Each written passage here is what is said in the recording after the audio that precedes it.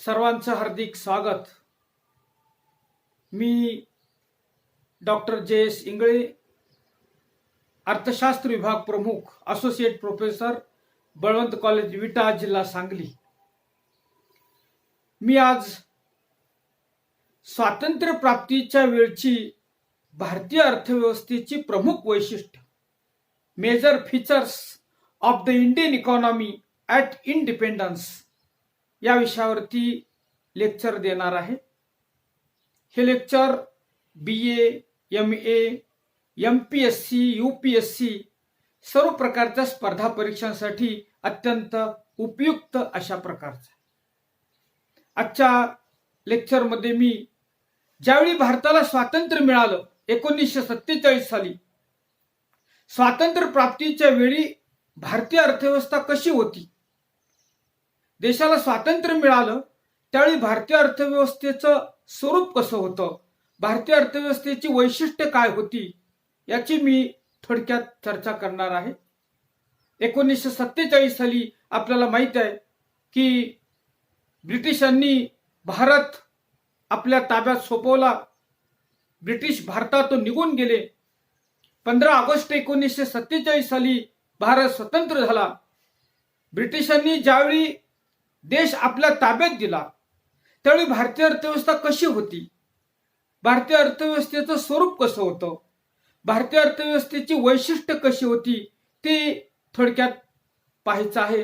पहिलं वैशिष्ट्य असं होतं की भारतीय अर्थव्यवस्था ही अविकसित अर्थव्यवस्था होती। ज्यावेळी ब्रिटिशांनी भारतीय अर्थव्यवस्था आपल्या ताब्यात दिली त्यावेळी भारतीय अर्थव्यवस्था हे जगातलं गरीब राष्ट्र होतं।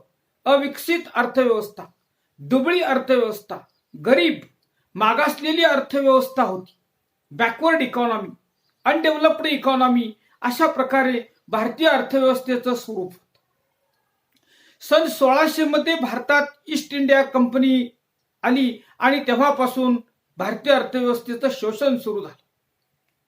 सन 1600 पूर्वी शेकडो वर्ष, हजारो वर्ष भारतावरती मुसलमानांची सत्ता होती, परकीय मुस्लिम राजवट होती। 1600 मध्ये ब्रिटिश ईस्ट इंडिया कंपनी भारतात आली, व्यापार करण्यासाठी आली, पण 1835 पर्यंत या कंपनीनं संपूर्ण देशावरती वर्चस्व मिळवलं। व्यापारी म्हणून ही कंपनी भारतात आली, इंग्रज भारतात आले आणि राज्यकर्ते बनले आणि त्यांनी भारतीय अर्थव्यवस्थेची लूट केली, हा इतिहास जगाला माहीत आहे। 1857 मध्ये भारतात विविध ठिकाणी इंग्रजांच्या विरुद्ध बंड झालं, त्याला 1857चं बंड असं म्हणतात, 1857चं स्वातंत्र्य युद्ध असं म्हणतात। आणि त्यानंतर 1858 मध्ये इंग्लंडच्या राणीनं भारताचा कारभार आपल्या हातात घेतला। तो कारभार 1947 पर्यंत ब्रिटनच्या राणीच्या हातात होता। सन 1600 पूर्वी आणि त्यानंतर सुद्धा भारतासह अनेक देशामध्ये ब्रिटिशांची राजवट होती, काही देशामध्ये मुघलांची राजवट होती। मुघलांनी आणि इंग्रजांनी हजारो वर्ष भारताची लूट करून भारतीय अर्थव्यवस्था खिळखिळी करून टाकली आणि त्यामुळं जेव्हा देशाला स्वातंत्र्य मिळालं, स्वातंत्र्य प्राप्तीच्या वेळी भारतीय अर्थव्यवस्था अतिशय दुबळी, वीक किंवा रिकामी अर्थव्यवस्था होती, खिळखिळी अर्थव्यवस्था होती, गरीब अर्थव्यवस्था होती। कारण ब्रिटिशांनी भारतीय अर्थव्यवस्थेचा विकासच केला नाही। भारतीय अर्थव्यवस्था मुघल लंगडी करण्याचा प्रयत्न ब्रिटिशांनी केला। ब्रिटिश पूर्व भारतामध्ये जमीनदार, कुळ, बलुतेदार, अलुतेदार, पाटील, कुलकर्णी असे वर्ग खेड्यात होते आणि भारतीय अर्थव्यवस्था स्वयंपूर्ण होती, कारण खेडी स्वयंपूर्ण होती। पण ब्रिटिशांनी ही खेडी मोडून काढली, ही स्वयंपूर्ण अर्थव्यवस्था मोडून काढली। सोनं, मौल्यवान धातू, जंगल संपत्ती आपल्या देशात ब्रिटिशांनी नेली, त्यामुळे अर्थव्यवस्था गरीब बनली, खिळखिळी बनली। एवढंच नाही तर ब्रिटिशांनी भारताची फाळणी केली, भारत आणि पाकिस्तान असे 2 देश निर्माण केले, त्यामुळे भारतीय अर्थव्यवस्था आणखीनच गरीब बनली। कारण ताग आणि कापूस पिकवणारे प्रदेश पाकिस्तानात गेले आणि तागाच्या आणि कापडाच्या गिरण्या भारतात राहिल्या, त्यामुळं भारतीय अर्थव्यवस्थेचं मोठं नुकसान झालं. ज्यावेळी ब्रिटिशांनी आपल्या ताब्यात देश दिला, त्यावेळी हा देश अतिशय कंगाल, दुबळा आणि अविकसित असा होता. आणि म्हणून स्वातंत्र्य प्राप्तीच्या वेळच्या भारतीय अर्थव्यवस्थेचं पहिलं वैशिष्ट्य असं होतं की भारतीय अर्थव्यवस्था ही अविकसित होती. आणि दुसरं वैशिष्ट्य असं होतं की पायाभूत सुविधांची कमतरता किंवा पायाभूत सुविधांची प्रचंड वानवा होती. रस्ते, रेल्वे, पूल, धरणं, बंधारे यांची खूपच वानवा होती.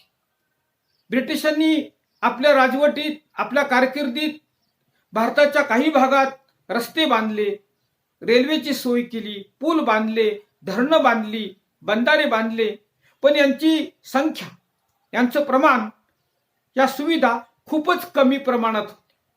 आणि ब्रिटिशांनी जी रेल्वे भारतात आणली, जी रेल्वेची उभारणी केली, जे रस्ते बांधले, जे धरणं बांधली, जी बंधारे बांधली, त्याचा उपयोग त्यांनी स्वतःच्या आर्थिक स्वार्थासाठी केला.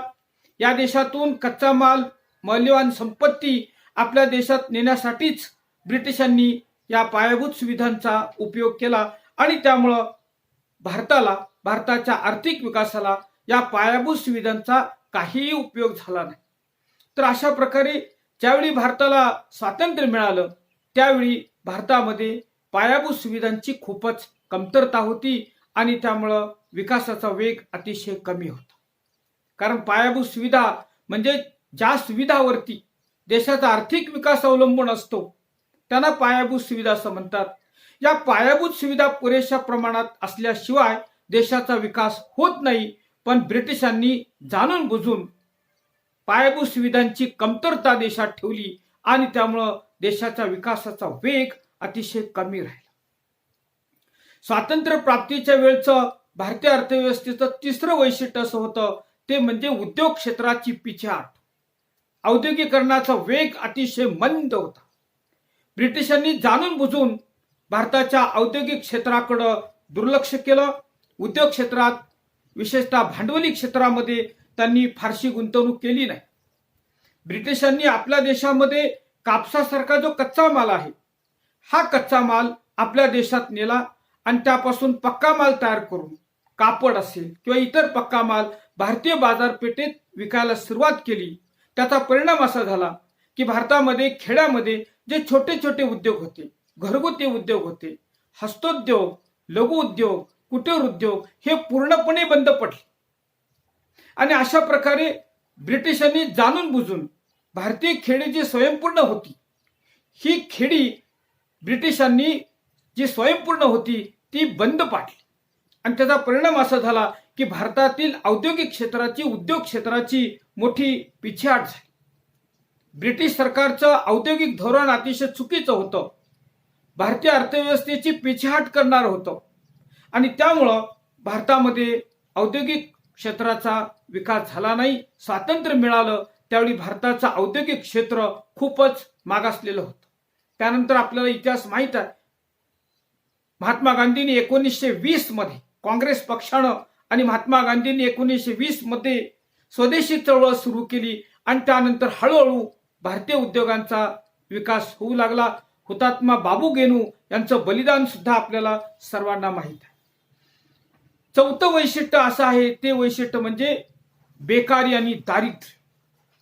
याचं कारण असं की इंग्लंडमधून जो पक्का माल भारतात येत होता, त्यामुळे भारतातले उद्योग बंद पडले, लघु उद्योग बंद पडले, कुटीर उद्योग बंद पडले, हस्तोद्योग बंद पडले, घरगुती उद्योग, लहान लहान उद्योग, टिनी इंडस्ट्रीज बंद पडले. आणि त्याचा परिणाम असा झाला की या उद्योगात काम करणारे जे कारागीर होते, जे मजूर होते, हे मजूर, कारागीर किंवा या उद्योगांचे जे मालक होते, हे मालक बेरोजगार, दरिद्री आणि कर्जबाजारी बनले. अशा प्रकारे ब्रिटिशांच्या चुकीच्या धोरणामुळं, जुलमी राज्यकारभारामुळं भारतातले कारागीर, मजूर आणि बेरोजगार वर्षानुवर्षे अनेक शतके दरिद्री किंवा कर्जबाजारी बनले. ब्रिटिशांची राजवट ही जमीनदारांच्या हिताची होती, जमीनदाराच्या बाजूची होती. त्यामुळे जमीनदारांचं कल्याण झालं, पण कुळांच्या नशिबी मोठं दारिद्र्य आलं. भारतामध्ये ब्रिटिश राजवटीत जमीनदारांचं प्रमाण 5 ते 10% होतं आणि कुळांचं प्रमाण 90 ते 95% एवढं होतं. तर अशा प्रकारे ज्यावेळी भारताला स्वातंत्र्य मिळालं 1947 साली, त्यावेळी भारतीय अर्थव्यवस्थेत प्रचंड बेकारी होती, प्रचंड दारिद्र्य होतं. कारण ब्रिटिशांनी जाणून बुजून खेड्यातले छोटे उद्योग, लघु उद्योग बंद पाडले आणि त्याचा परिणाम असा झाला, कारागीर, मजूर बेरोजगार झाले, दरिद्री झाले, उपासमार आणि अनेक प्रकारच्या समस्या त्यांच्या समोर निर्माण झाल्या. ज्यावेळी देशाला स्वातंत्र्य मिळालं त्यावेळी आणखी एक परिस्थिती आपल्या देशामध्ये होती, ती म्हणजे वेठबिगारीची परिस्थिती. भारतामध्ये वेठबिगारी प्रचंड होती आणि वेठबिगारी याचा अर्थ अतिशय कमी उत्पन्नामध्ये, कमी पैशामध्ये किंवा काही मोबदला न देता 2 वेळचं निकृष्ट अन्न देऊन वर्षानुवर्ष दिवसभर राबून घेणं म्हणजे वेठबिगारी. अशा प्रकारची क्रूर अशी वेठबिगारी पद्धत, भयंकर वेठबिगारी पद्धत आपल्या देशात होती आणि ही वेठबिगारी पद्धत ब्रिटिशांनी जोपासलेली होती. कारण ब्रिटिश जमीनदारांच्या बाजूचे होते आणि या कुळांना किंवा गरिबांना, मजुरांना वर्षानुवर्ष वेठबिगारीनं सक्तीनं काम करावं लागत होतं. या वेठबिगारांना काम सोडून जाता येत नव्हतं, काम सोडून जाण्याचं कसलंही स्वातंत्र्य नव्हतं. तर अशा प्रकारे वेठबिगारीची अतिशय अमानुष, भयंकर आणि क्रूर पद्धत ब्रिटिशांच्या काळात अस्तित्वात होती. पुढे भारताला स्वातंत्र्य मिळाल्यानंतर भारत सरकारनं ही अमानुष पद्धत, क्रूर पद्धत कायदा करून बंद पाडली. पण ज्यावेळी देशाला स्वातंत्र्य मिळालं त्यावेळी हजारो लाखो मजूर वेठबिगारीचं जीवन जगत होते आणि त्यामुळं हे मजूर दारिद्र्यामध्ये किंवा बेकारीच्या खाईमध्ये पडलेले होते. भारतीय अर्थव्यवस्थेचं आणखी एक वैशिष्ट्य असं होतं स्वातंत्र्य प्राप्तीच्या वेळचं, ते म्हणजे शेती जी होती ही शेती अतिशय मागासलेली होती. याचं प्रमुख कारण म्हणजे ब्रिटिशांनी जोपासलेली जमीनदारी पद्धत. जमीनदार कुळांच्याकडून शेती करून घेत होते, जमीनदार स्वतः करत नव्हते. कुळांना अतिशय कमी मोबदला दिला जात होता, त्यामुळे कुळांच्या मध्ये उत्पादन वाढीची कोणतीही प्रेरणा नव्हती, त्यामुळे शेतीचा विकास झाला नाही. दुसरी गोष्ट अशी होती की जमीनदारांनी शेतीमध्ये फारसं भांडवल गुंतवलं नाही आणि त्यामुळे शेतीचा विकास होऊ शकला नाही.